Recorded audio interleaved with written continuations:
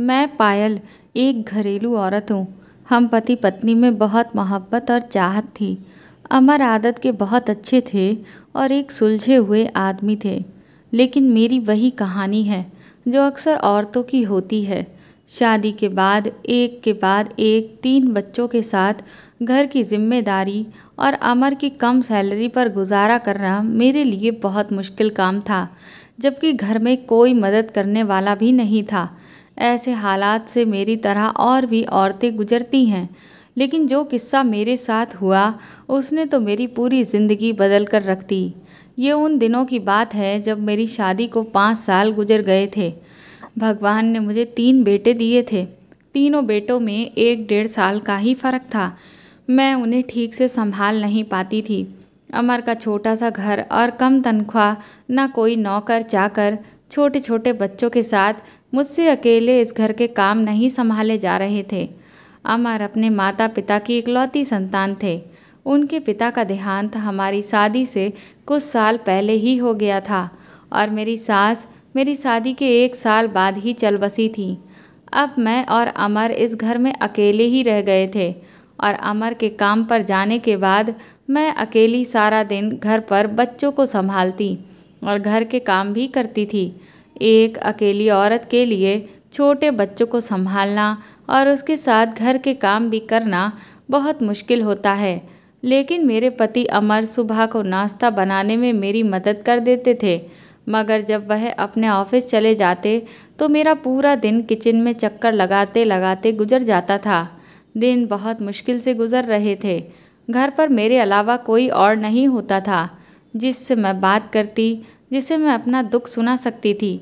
रात को अमर जब ऑफिस से घर आते तो बच्चों के साथ खेलने में लग जाते थे और रात का खाना खाते ही हम दोनों अपनी अपनी जिम्मेदारियों से इस कदर थक जाते थे कि लेटते ही हमें नींद आ जाती थी। एक तो सारा दिन बच्चों की जिम्मेदारी, उस पर घर की सफाई और खाना बनाना, ये दिन मुझ पर बहुत भारी गुजर रहे थे। जब एक दिन अमर एक बड़ी उम्र के आदमी को अपने साथ घर ले आए और मुझसे कहने लगे, ये लो बीबी साहिबा, तुम्हारा मसला हल हो गया। आज से ये अंकल तुम्हारे साथ काम किया करेंगे और बच्चों को भी संभाल लेंगे। तुम उनसे जो काम कहोगी ये मना नहीं करेंगे। बस रात को 8 बजते ही इन्हें वापस जाना होगा। अमर मुझे बताने लगे कि ये बुज़ुर्ग मेरे ऑफिस के बॉस के घर के नौकर हैं। वह लोग कुछ महीने के लिए लंदन घूमने जा रहे हैं, लेकिन यहाँ इनका कोई भी रिश्तेदार नहीं है। इसीलिए बॉस ने मुझसे कहा है कि मैं इन्हें अपने साथ ले जाऊँ। जो भी कामकाज हो तुम इन्हें बता देना, ये तुम्हारी सब कामों में मदद कर देंगे। देखने में वह आदमी अच्छी खासी उम्र के थे। चेहरे पर झुर्रियाँ छाई हुई थीं, सर के बाल भी सफ़ेद हो चुके थे। वह अपनी नज़रें झुकाए खड़े थे। सादा सा कुर्ता पैजामा पहने थे। उनके चेहरे पर सफ़ेद रंग की दाढ़ी थी। मैंने सोचा कि अगर कोई औरत होती तो मुझे भी कुछ सुकून हो जाता, लेकिन ये इतने बूढ़े आदमी भला मेरी क्या मदद कर सकते हैं। लेकिन अब अमर के बॉस का हुक्म था तो हम टाल भी नहीं सकते थे। वह सुबह को 9 बजे ही हमारे घर पर आ जाते और रात को 8 बजते ही वापस चले जाते थे। मैं उनसे अपने घर का कामकाज क्या करवाती। हाँ, उनके आने से मेरी इतनी मदद ज़रूर हो गई थी कि मेरे बच्चे उनसे बहल गए थे और वह घर के छोटे मोटे काम कर देते थे। वह मुझे बेटा कहकर पुकारते थे। जब मैं किचन में काम करती होती तो वह मेरे पीछे पीछे किचन में आ जाते और कहने लगते, बेटा मुझे चाय बनानी आती है और सब्जी भी मैं अच्छी काट लेता हूँ। अगर कोई काम हो तो तुम मुझसे बिना किसी तकलीफ़ के कह सकती हो। पुराने से कपड़े पहने हुए, कंधे पर रुमाल लटकाए हुए, वह इतनी गर्मी में किचन में पसीना पोंछते हुए मेरा काम करवाने आ जाते थे। वह हमेशा मुझसे काम पूछते रहते, लेकिन मैं उनसे कोई काम नहीं करवाती थी क्योंकि वह बहुत उम्र दराज थे। वह मेरे पिता की ही उम्र के थे। मुझे उनसे काम बताते हुए शर्म आती थी। मैं कहती कि अंकल आप रहने दें, हम कौन सा इतने अमीर हैं जो आप हमारा हुक्म मानेंगे, और आप हमारे यहाँ नौकर नहीं हैं। बस आप मेरे बच्चों को संभाल लिया करें और बाज़ार से सामान ला दिया करें। मुझे उनके आ जाने से बहुत आसानी हो गई थी। बाज़ार की काफ़ी चीज़ें मैं उनसे मंगवा लेती थी। बस 8 बजते ही वह अपने घर को जाने के लिए तैयार खड़े होते थे। फिर वह मुझसे इजाज़त मांगते और कहते, बेटा मैं जाऊं? जब मैं उनसे कहती कि जाइए, वह मुझसे कहते 50 रुपये दे दे। मेरे पास अक्सर पैसे होते तो मैं उन्हें रोज़ 50 रुपये उनके मांगने पर दे देती थी। एक बार मैंने उन्हें 200 रुपये का नोट दिया और कहा रख लीजिए, लेकिन उन्होंने वह मुझे वापस कर दिया और कहने लगे कि बेटा मैं 50 रुपये ही लूँगा। मैंने उन्हें पूरे पैसे बहुत देने की कोशिश की, उनसे कहा कि मैं अपनी खुशी से दे रही हूँ, लेकिन उन्होंने मुझे मना कर दिया और कहने लगे कि मैं सिर्फ 50 रुपये ही लूँगा। मुझे उनकी बात कुछ अजीब सी लगी। 1 महीना गुजर गया था, इसीलिए मैं अब उन अंकल से बिना किसी फॉर्मेलिटी के साथ रहने लगी थी। मैं जब किचन में खाना बना रही होती तो वह बर्तन धोने लग जाते थे, कभी सब्जी काट कर दे देते थे। अब मैं उनके साथ में किचन में काम कर लिया करती। पहले की तरह मुझे उनके साथ किचन में झिझक नहीं होती थी। वह मुझसे बच्चों के बारे में भी बात कर लेते थे। कभी कभी सब्जी काटते हुए वह मुझे खाना बनाने की रेसिपी पूछने लगते। अब मुझे उनसे बात करते हुए हिचकिचाहट सी महसूस नहीं होती थी। दोपहर में मैं अपने बच्चों को सुलाकर किचन में काम करने के लिए आती तो वह अंकल मेरे पीछे पीछे मेरा हाथ बटाने किचन में आ जाते। एक बार मैंने उनसे उनके घर वालों के बारे में पूछा तो एकदम उनके चेहरे की मुस्कुराहट गायब हो गई। उनके चेहरे का रंग उड़ गया। उसके बाद वह मुझे गुस्से से देखने लगे। पहली बार मुझे उनको देखकर डर लग रहा था। फिर मैंने उनके चेहरे से नज़र हटा ली और अपने काम में लग गई। उन्होंने मुझे कोई जवाब नहीं दिया, बस खामोशी से किचन से निकलकर बाहर चले गए। मैंने अपने दिल में सोचा कि मुझे क्या ज़रूरत पड़ी थी जो मैं उनसे उनके घर वालों के बारे में पूछती रहूं। बेहतर है कि मैं अपने काम से काम रखूं। अब मैं उनसे कभी भी कोई सवाल नहीं करूंगी। अगले रोज़ जब सुबह वो घर पर आए तो उनका बर्ताव पहले जैसा ही था। फिर बातों ही बातों में वह अपने मालिक के किस्से सुनाने लगे। उनके बच्चों का जिक्र करने लगते। कहने लगे, बेटा मैं तुम्हें क्या बताऊं, अरहान साहब आदत के बहुत अच्छे हैं, मेरा बहुत ख्याल रखते हैं। उनके बच्चे भी कभी कभी चिढ़ जाएं तो मुझसे बदतमीजी कर लेते हैं, वरना तो वह मुझसे बहुत अच्छे से बात करते हैं। मैंने उनसे पूछा, अंकल आपने बड़ी मैडम के बारे में कभी नहीं बताया, वो कैसी हैं? मैं किचन में सलाद काटते हुए उनसे पूछने लगी। वह भी वहीं मेरे पास ही बैठे थे। एक ठंडी गहरी सांस भरी, फिर कहने लगे, उनका मिजाज बहुत तेज़ है, लेकिन अच्छी हैं। अब क्या करें, नौकर का क्या है, हमारे नखरे कौन देखता है, हमें तो बस काम से मतलब है। मैंने उनसे पूछा, अंकल अरहान साहब आपको क्या तनख्वाह देते हैं? मैंने वह सलाद प्लेट में सजाते हुए उनसे पूछा। वह कुछ देर मुझे गौर से देखने लगे। उनके चेहरे का रंग फिर से उड़ गया। इस बार भी उन्होंने मेरी बात का जवाब नहीं दिया, बस बात को टाल गए और कहने लगे कि मैं ज़रा बच्चों को देख कर आता हूँ। ये कहकर वो किचन से बाहर चले गए। एक बार वह किचन में सब्जी काट रहे थे और गर्मी बहुत तेज़ थी, इसीलिए उन्होंने अपनी आस्तीन ऊपर को चढ़ा ली थी। मैं भी वहीं पर रोटी बना रही थी जब मेरी नज़र उनके हाथ पर पड़ी। उनके हाथ पर गहरे जख्म के निशान थे। ऐसा लग रहा था जैसे उनका हाथ बहुत बुरे तरीके से जला हो। मैंने पूछा, अंकल ये हाथ कैसे जला? और ये तो बड़ा निशान है। उनका हाथ देखकर मेरा दिल घबरा गया था। वह कुछ घबरा से गए। हाथ से गिलास भी छूटकर सिंक में गिर गया। वह मेरी गलती थी। उन्होंने जल्दी से अपनी आस्तीन नीचे करते हुए मुझसे कहा और फिर बर्तन धोने लग गए। उनके चेहरे पर अफसोस दिख रहा था। पता नहीं क्यों वह मुझे कुछ परेशान लगने लगे थे। 8 बजते ही बस उन्हें अपने घर जाने की जल्दी होती थी। अमर ने कई बार उनसे कहा कि हमारे घर में एक कमरा मेहमानों के लिए खाली है, आप वहाँ आराम कर लिया करें या कुछ देर और रुक जाया करें, लेकिन नहीं, वह तो ऐसे जल्दी करते थे जैसे कोई उनका इंतज़ार कर रहा हो। एक बार खुद ही बातों बातों में वह अपनी पत्नी के बारे में मुझे बताने लगे। कहने लगे, वह मेरा बहुत ख्याल रखती है, बहुत अच्छी औरत है, जैसे तुम अपने पति अमर का ख्याल रखती हो।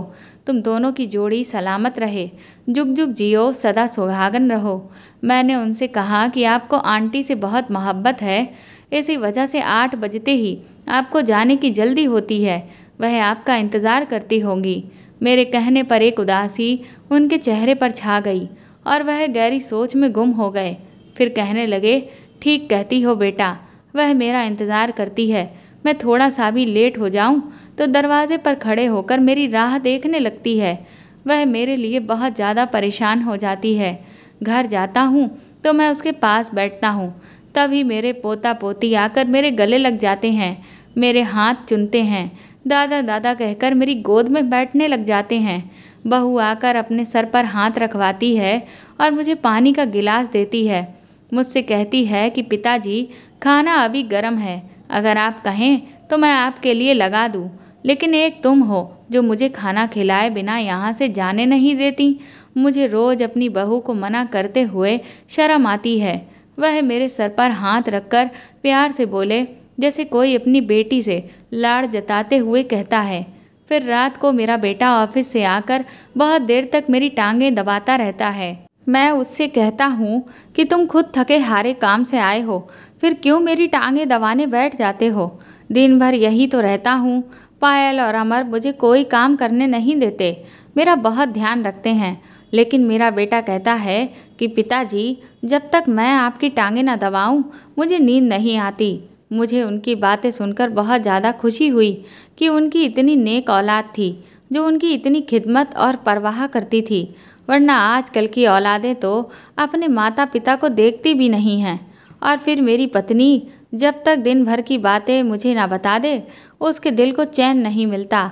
बस उसकी बातें ही ख़त्म नहीं होती, मेरी आंख लग जाती है। वो ये बात कहकर हंसने लगे। मैं उससे कहता हूँ कि हमारी उम्र बीत गई है, लेकिन तुम्हारी मोहब्बत अभी भी वैसी ही है।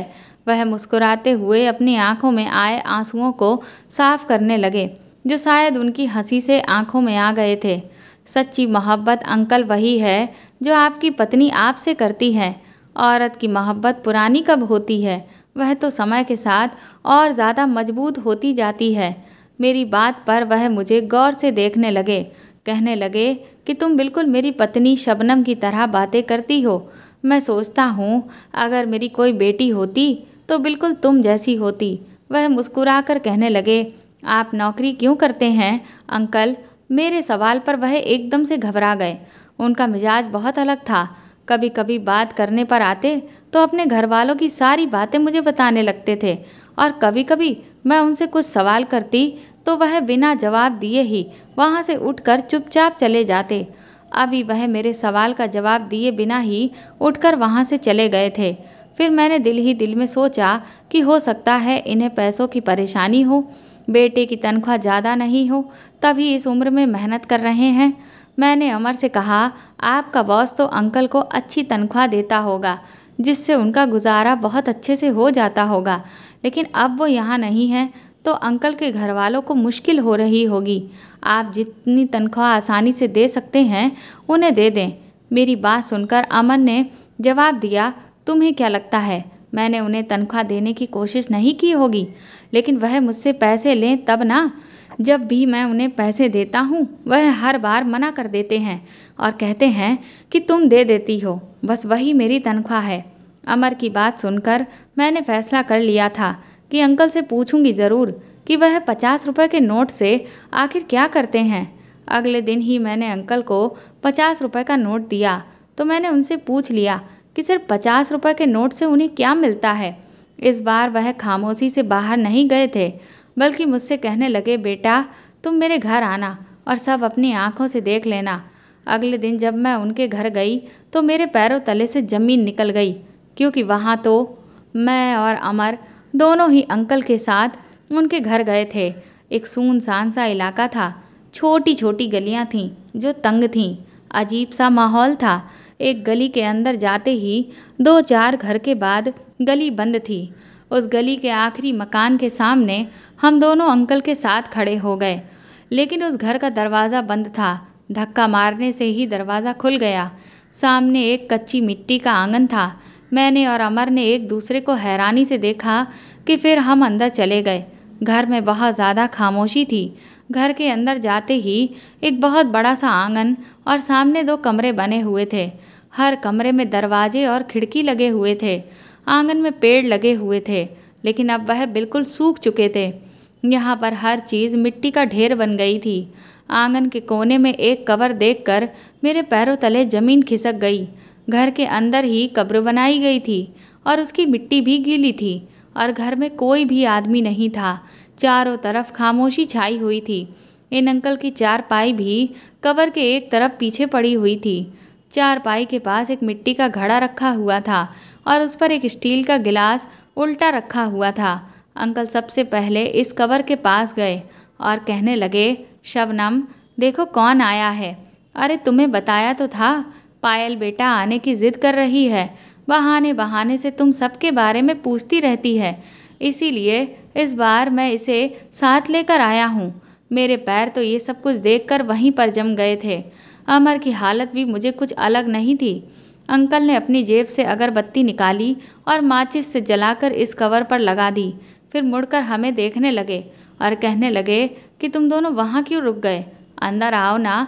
तुम मुझसे पूछती हो कि मैं 50 रुपये क्यों लेता हूँ। शबनम को अगरबत्ती की खुशबू बहुत पसंद है, इसीलिए मैं उसके लिए रोज़ अगरबत्ती लेकर आता हूँ और ये खुश हो जाती है। चलो मैं तुम्हें अपनी बहू से मिलवाता हूँ।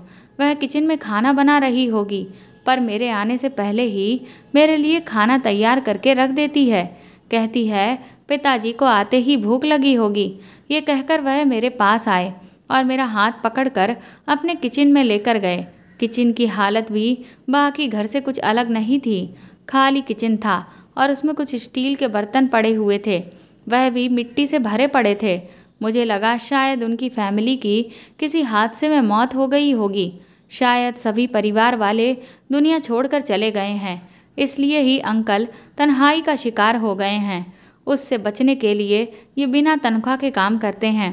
फिर वह मुझे और अमर को अपने बेटे के कमरे में ले गए।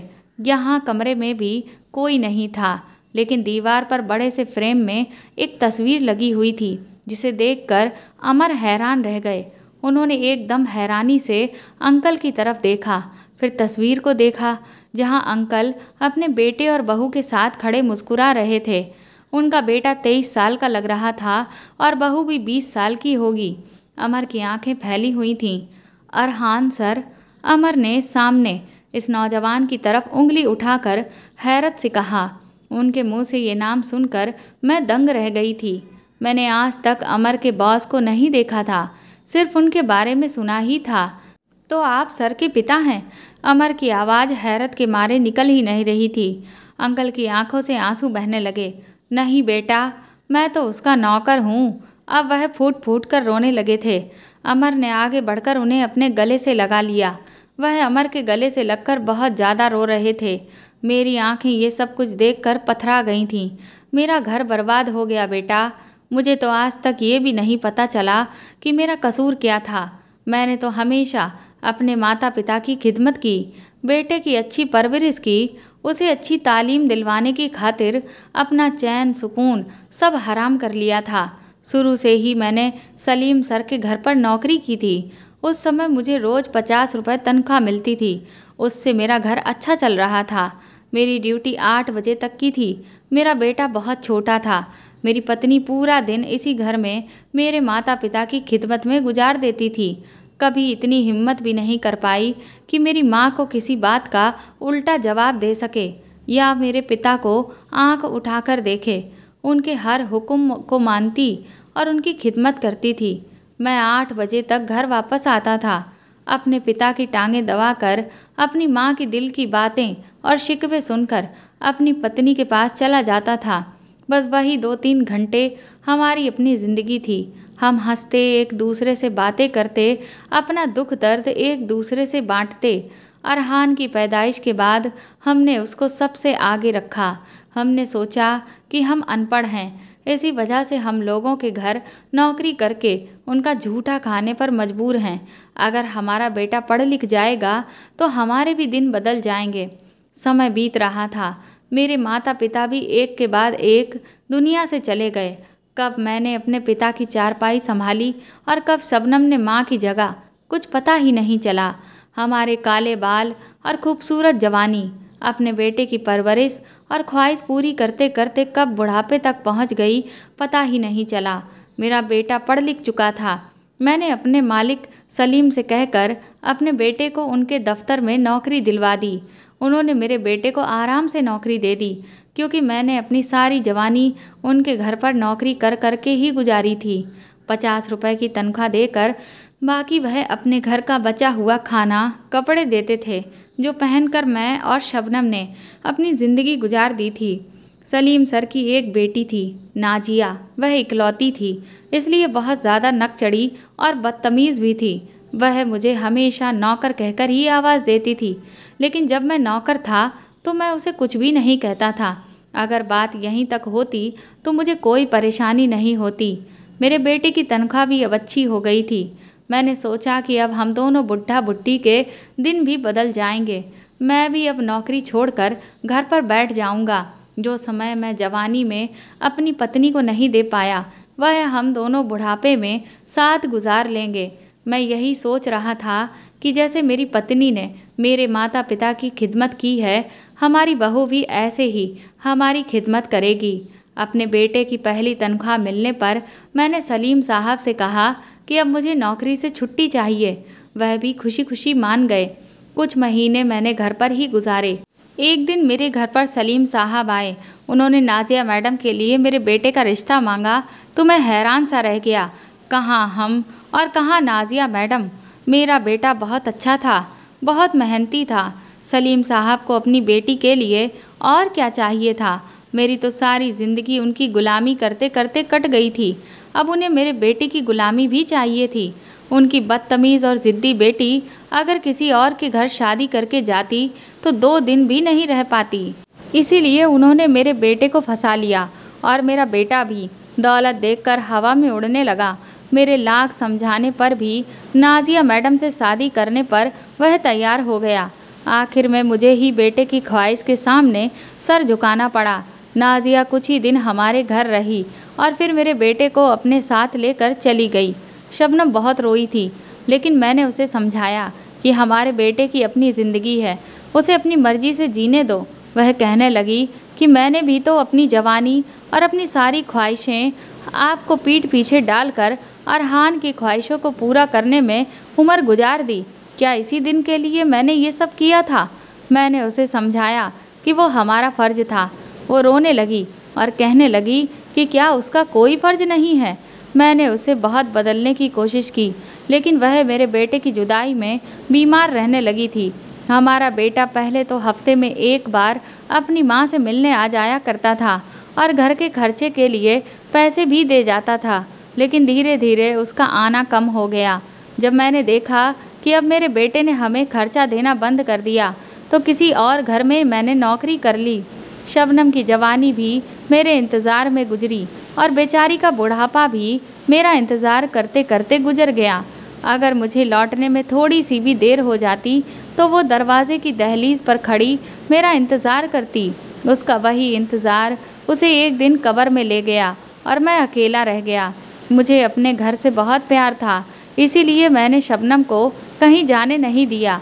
यहीं आंगन में ही कच्ची ज़मीन में उसे दफन कर लिया।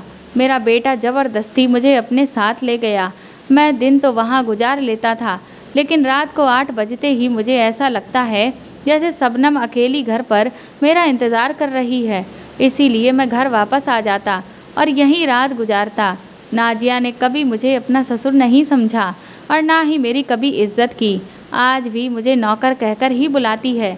मेरा बेटा तो उसके एहसानों के तले दबा हुआ है, इसीलिए उसे कुछ नहीं कहता। उसके बच्चे भी उसकी माँ की परवरिश की वजह से उसी के नक्शे कदम पर चल निकले हैं। इसलिए उस घर में आज भी मेरी हैसियत वही है जो पहले दिन हुआ करती थी।